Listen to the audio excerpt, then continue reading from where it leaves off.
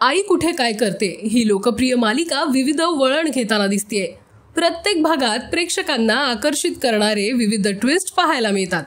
यातच या मालिकेत आणखी एक नवा ट्विस्ट पाहायला मिळणार आहे। या मालिकेत आता नव्या पात्राची एंट्री होणार आहे।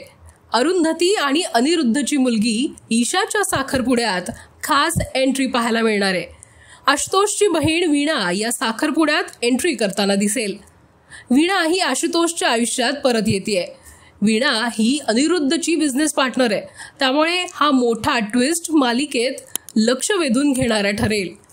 वीणा हे पात्र मालिकेत दाखल झाल्यानं मालिकेचं कथानक वेगळं वळण घेताना दिसणार आहे।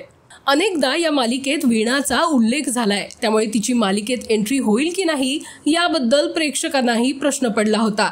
मात्र वीणाची एंट्री या मालिकेत मोठा ट्विस्ट घेऊन येतेय।